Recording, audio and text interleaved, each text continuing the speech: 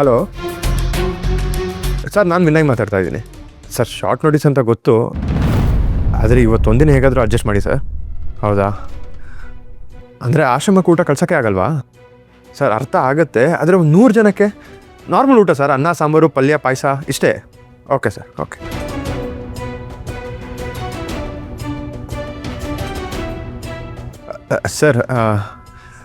Sir please ಇದು ಒಂದಿನ ಹೆಂಗಾದರೂ adjust ಮಾಡೋಕ್ಕಾಗತ್ತಾ ಸರ್? ನಮ್ಮ ತಾಯಿ ನೆನಪಲ್ಲಿ ಪ್ರತಿ ವರ್ಷ ಮಾಡ್ತಾಯಿದ್ದೀವಿ ಸರ್. ಈ ವರ್ಷ ನಿಂತೋದ್ರೆ ಸರ್ ಪ್ಲೀಸ್ ಸರ್, ಹೆಂಗಾದರೂ ಮಾಡಿ ಅಡ್ಜಸ್ಟ್ ಮಾಡಿ ಸರ್, ಪ್ಲೀಸ್ ಸರ್. ಸರ್ ಒಂದು 100 ಜನಕ್ಕೆ ಸರ್.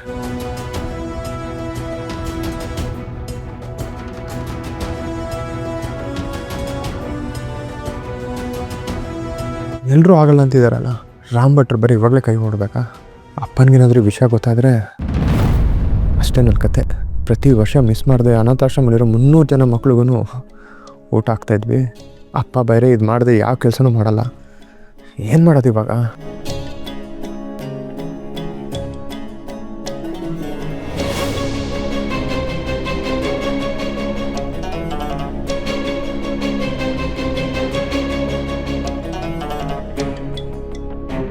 ಯಾಕೋ ಈ ಎಣ್ಣೆ ಹೊಡೆದು ಹ್ಯಾಂಗ್ ಅವರಲ್ಲಿ ಕೂತಿರ್ತಾರಲ್ಲ ಹಂಗೆ ಕೂತಿದ್ಯಾ? ರಾಮ್ ಭಟ್ರು ಬಿದ್ದು ಹಾಸ್ಪಿಟಲ್ ಅಡ್ಮಿಟ್ ಆಗಿದ್ದಾರಂತೆ, ಆಪ್ರೇಷನ್ ಮಾಡ್ಬೇಕಂತೆ. ಅಯ್ಯಯ್ಯೋ ಪಾಪವೇ. ಆರ್ಡ್ರು ತೊಗೊಳಕ್ಕಾಗಲ್ಲ ಅಂದ್ಬಿಟ್ಟು ಕಣೋ ಕೃಷ್ಣ. ಗೊತ್ತಿರೋರಿಗೆಲ್ಲ ಫೋನ್ ಮಾಡಿದೆ, ಯಾರು ಅರ್ಜೆಂಟಾಗಿ ಹೇಳಿದ್ರೆ ಆರ್ಡ್ರು ತೊಗೊಳಕ್ಕಾಗಲ್ಲ ಅಂದರು. ಇದೇನಾದರೂ ಅಪ್ಪಂಗೆ ಗೊತ್ತಾದರೆ? ಅಪ್ಪಂಗೆ ಯಾಕೋ ಗೊತ್ತಾಗಬೇಕು? ಅಪ್ಪಂಗೆ ಯಾಕೆ ಹೇಳ್ತೀಯಾ? ಬೇರೆ ಆಪ್ಷನ್ ಇಲ್ವಲ್ಲೋ. ಟೈಮ್ ಬೇರೆ ಆಗಿದೆ, ಅಲ್ಲೆಲ್ಲರೂ ಕಾಯ್ತಿರ್ತಾರೆ. ಊಟ ಎಷ್ಟೊತ್ತಿಗೆ ರೆಡಿ ಆಗಬೇಕಾಗಿತ್ತು. ಪ್ರತಿ ವರ್ಷ ಅಪ್ಪ ಇದನ್ನು ಮಿಸ್ ಮಾಡದೆ ಮಾಡ್ಕೊಂಡು ಬಂದಿದ್ದಾರೆ ಅಮ್ಮನಿಗೋಸ್ಕರ.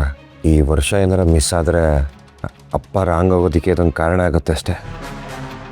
ಸರಿ, ನೀನು ಅಪ್ಪನ ಕರ್ಕೊಂಡು ಹೊರಡು. ಅಲ್ಲೆಲ್ಲ ರೆಡಿ ಆಗಿದೆ ಅಂತಲೇ ಹೇಳು. ಟೈಮ್ ಕರೆಕ್ಟಾಗಿ ರೀಚ್ ಆಗಿ ನೀವು. ಅಲ್ಲೇನು ಅರೇಂಜೇ ಆಗಿಲ್ವಲ್ಲೋ. ಎಲ್ಲ ಕಷ್ಟಗಳನ್ನ ಕೃಷ್ಣ ಅರ್ಪಣೆ ಏನಪ್ಪ, ಹೋಗೋ. ಲೋ ಕೃಷ್ಣ, ಏನೋ ಇದು ಅಷ್ಟೊಂದು ಜನಕ್ಕೆ?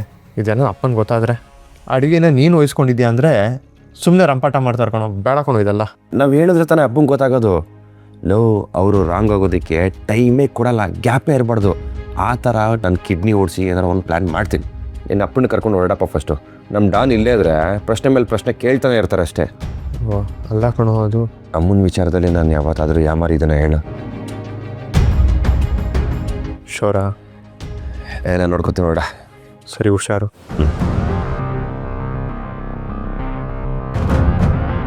ಆ ಭಟ್ರು ಈ ಭಟ್ರು ರಾಮ್ ಭಟ್ರು ಇವತ್ತೆಲ್ಲ ಊಫಿ. ಇವತ್ತೇನೇ ಇದ್ರು ಈ ಕೃಷ್ಣ ಭಟ್ರದೇ ಕೈ ರುಚಿ. ಸ್ಟ್ಯಾಂಡ್.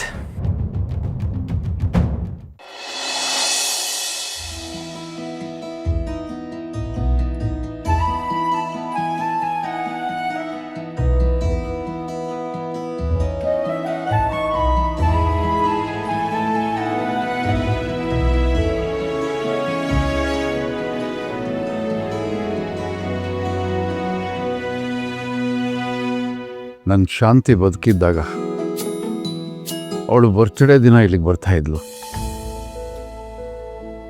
ಅವಳೇ ತನ್ನ ಕೈಯಾರ ಅಡುಗೆ ಮಾಡಿಕೊಂಡು ಸ್ವೀಟ್ ಮಾಡಿಕೊಂಡು ಇಲ್ಲಿಗೆ ಬಂದು ಆ ಮಕ್ಕಳ ಜೊತೆ ಸ್ವಲ್ಪ ಸಮಯ ಕಳೆದು ಅವಳೇ ಬಡಿಸಿ ಖುಷಿ ಪಡ್ತಾ ಇದ್ಲು. ಆ ಮಕ್ಕಳಿಗೆ ಶಾಂತಿ ಊಟ ಬಡಿಸ್ತಾ ಇದ್ರೆ ಅದೆಷ್ಟು ಸಂತೋಷ ಆಗೋದು ಅಂದರೆ ಹೇಳ್ಕೊಳಕ್ಕಾಗಲ್ಲ. ಅಷ್ಟು ಸಂತೋಷ. ಆ ಮಕ್ಕಳು ಸಂತೋಷದಲ್ಲಿ ನಾವೆಲ್ಲ ಸ್ವರ್ಗ ಕಾಣ್ತಾ ಇದ್ವಿ. ನನಗೊಂದು ಮಾತು ಹೇಳಿದಿದ್ರೆ ನಾನೇ ಅಡುಗೆ ಮಾಡ್ಕೊಂಡು ಬರ್ತಿದ್ನಲ್ಲ ಮಾವ. ಪರವಾಗಿಲ್ಲ ಬಿಡು ಮಗಳೇ, ಈಗ ನೀನು ಬಂದಿದೆಯಲ್ವಾ, ಹೇಗೂ ಅಡುಗೆ ಬರ್ತಾ ಇದೆ, ನೀನೇ ಬಡಿಸ್ಬಿಡು, ಖುಷಿ ಆಗತ್ತೆ ನನಗೂ. ವಿನಯ್, ಅಡುಗೆ ಬಂತಲ್ಲ? ವಿನಯ್, ನಾನು ಹೇಳಿದ್ ಕೇಳಿಸ್ತಾ? ಹಾಂಪ್ಪ, ಊಟ ಆನ್ ದ ವೇ ಬರ್ತಾ ಇದೆ. ಇಷ್ಟೊತ್ತಿಗೆ ಇರಬೇಕಾಗಿತ್ತು. ಒಳಗೋಗಿ ಮಕ್ಕಳನ್ನ ಮಾತಾಡ್ಸೋರಿಗೆ ಬಂದ್ಬಿಡುತ್ತೆ. ಒಳಗೋಗೋಣ, ಮಕ್ಕಳು ಮಾತಾಡೋಣ. ನಮಸ್ಕಾರ ಸರ್. ನಮಸ್ಕಾರ ರಾಮಮೂರ್ತಿ, ಹೇಗಿದ್ದೀರಿ? ಚೆನ್ನಾಗಿದ್ದೀನಿ ಸರ್, ನೀವು ಹೇಗಿದ್ದೀರಾ? Very good, first class. ಮಕ್ಕಳೆಲ್ಲ ನಿಮ್ಮನ್ನೇ ಕೇಳ್ತಾ ಇದ್ರು. ನೀವು ಹೋದ ವರ್ಷ ಬಂದು ಹೋಗಿದ್ದನ್ನ ಅವ್ರು ಇನ್ನೂ ಜ್ಞಾಪಕದಲ್ಲಿ ಇಟ್ಕೊಂಡಿದ್ದಾರೆ. ದಯವಿಟ್ಟು ಬನ್ನಿ sir. Excuse me sir, car ಒಳಗೆ ಬಿಸ್ಕೆಟ್ ಪ್ಯಾಕೆಟ್ ಇದೆ, ಯಾರಾದ್ರೂ ಕರೆಸಿ ಬಿಸ್ಕೆಟ್ನ ಒಳಗೆ ತರಿಸ್ಬೋದಾ? ಊಟ ಬರುತ್ತೆ, ಸದ್ಯಕ್ಕೆ ಮಕ್ಕಳು ಬಿಸ್ಕೆಟ್ ತರಲಿ ಅಂತ ಅಷ್ಟೇ. ಅದಕ್ಕೇನಂತೆ ಸರ್, ಹೇಳಿದ್ರೆ ತಗೊಂಡ್ಬರ್ತಾರೆ. ಬನ್ನಿ, ನೀವು ಫಸ್ಟ್ ಒಳಗಡೆ ಬನ್ನಿ. ಬನ್ನಿ.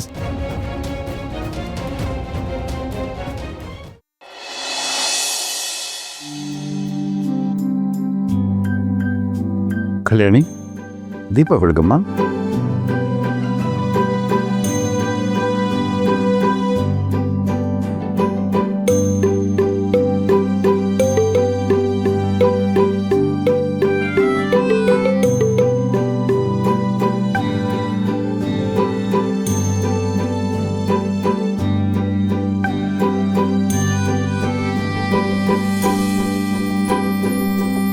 ಈಕೆ ಶಾಂತಿ. ನಾನು ಹೊಸದಾಗಿ ನಿಮಗೆ ಪರಿಚಯ ಮಾಡಿಕೊಡ್ಬೇಕಾಗಿಲ್ಲ. ನನ್ನ ಜೀವ, ನನ್ನ ಜೀವನ, ನನ್ನ ಬದುಕು. ಅವಳಿಗೆ ಮಕ್ಕಳು ಅಂದ್ರೆ ಬಹಳ ಪ್ರೀತಿ. ಯಾರದೇ ಮಕ್ಕಳಾಗಲಿ ಅವ್ರನ್ನ ಕರೆದು ಅವ್ರ ಜೊತೆ ಊಟ ಮಾಡ್ತಾ, ಅವ್ರಿಗೆ ಬಟ್ಟೆ ಕೊಡ್ತಾ, ಅವ್ರ ಜೊತೆ ಆಟ ಆಡಿಕೊಂಡು ತುಂಬ ಸಮಯ ಕಳೀತಾ ಇದ್ಲು. ಅವಳಿದ್ದಿದ್ರೆ ಇವತ್ತು ಬರ್ತಿದ್ಲು. ಅವಳೇ ನಿಂತು ನಿಮ್ಮೆಲ್ರಿಗೂ ಊಟ ಬಡಿಸಿ ನಿಮ್ಮ ಜೊತೆಲಿ ಕೂತ್ಕೊಂಡು ಊಟ ಮಾಡಿ ಸಂತೋಷ ಪಡ್ತಿದ್ಲು. ಆದರೆ ಇವತ್ತು ಅವಳು ಇಲ್ಲ ಅಂತ ನಾನು ಭಾವಿಸ್ತಾ ಇಲ್ಲ. ಯಾಕೆಂದರೆ ಇನ್ನು ಸ್ವಲ್ಪ ಹೊತ್ತಿಗೆ ನೀವೆಲ್ಲರೂ ಕೂಡ ಊಟ ಮಾಡ್ತೀರಿ. ನಿಮ್ಮ ತಟ್ಟೆಯಲ್ಲಿರೋ ಪ್ರತಿ ಅಗಳಲ್ಲೂ ಕೂಡ ನನ್ನ ಶಾಂತಿ ಇರ್ತಾಳೆ. ಕೆಲವ್ರಿಗೆ ತಂದೆ ತಾಯಿ ಇಲ್ಲ ಅಂಥೇಳಿ ಯಾರೂ ಇಲ್ಲ ಅಂತ ನಾವು ಅನ್ಕೋಬಾರ್ದು. ಯಾರು ಇಲ್ಲದೆ ಇದ್ರೂ ಕೂಡ ಭಗವಂತ ಇರ್ತಾನೆ. ನಿಜವಾದ ತಂದೆ ತಾಯಿ ಅವನೇ. ಎಷ್ಟೋ ಸಲ ನಮ್ಮ ತಂದೆ ತಾಯಿಗಳು ನಮಗೆ ಮೋಸ ಮಾಡಿಬಿಡ್ತಾರೆ, ಆದರೆ ಅವನು ಖಂಡಿತ ಮಾಡೋದಿಲ್ಲ. ಅವನು ಸೃಷ್ಟಿಯಲ್ಲಿ ಯಾರನ್ನು ಸೃಷ್ಟಿ ಮಾಡಿದ್ದಾನೆ, ಅವ್ರಿಗೆ ಯಾವಾಗ ಏನು ಕೊಡಬೇಕು, ಎಷ್ಟು ಕೊಡಬೇಕು ಅನ್ನೋದು ಅವನಿಗೆ ಗೊತ್ತಿದೆ. ಅದರಲ್ಲಿ ಅವನು ತಾರತಮ್ಯನೂ ಮಾಡೋದಿಲ್ಲ, ಅನ್ಯಾಯನೂ ಮಾಡೋದಿಲ್ಲ. ಯಾರೂ ಇಲ್ಲ ಅನ್ನೋ ಭಾವನೆ ನಮ್ಗೆ ಯಾರಲ್ಲೂ ಬರಬಾರ್ದು. ಹಾಗಿದ್ದಾಗ ಮಾತ್ರ ಮುಂದೆ ನಾವು ಸಾಧನೆಗಳನ್ನು ಮಾಡಿ ತೋರಿಸ್ಬೋದು. ಈ ಒಳ್ಳೆ ದಿನ ನನ್ನ ಸೊಸೆಯನ್ನು ನಿಮಗೆಲ್ರಿಗೂ ಪರಿಚಯ ಮಾಡಿಕೊಡ್ತಾ ಇದ್ದೀನಿ. ನನ್ನ ಕುಟುಂಬದ ಹಿರಿಯ ಸೊಸೆ, ವಿನಯನ ಧರ್ಮಪತ್ನಿ. ಶಾಂತಿ ಇದ್ದು ಈ ಆಶ್ರಮದಲ್ಲಿ ಏನು ಕೆಲಸ ಮಾಡ್ತಿದ್ಲೋ ಇನ್ನು ಮುಂದೆ ಕಲ್ಯಾಣಿ ಮುಂದುವರ್ಸ್ಕೊಂಡು ಹೋಗ್ತಾಳೆ.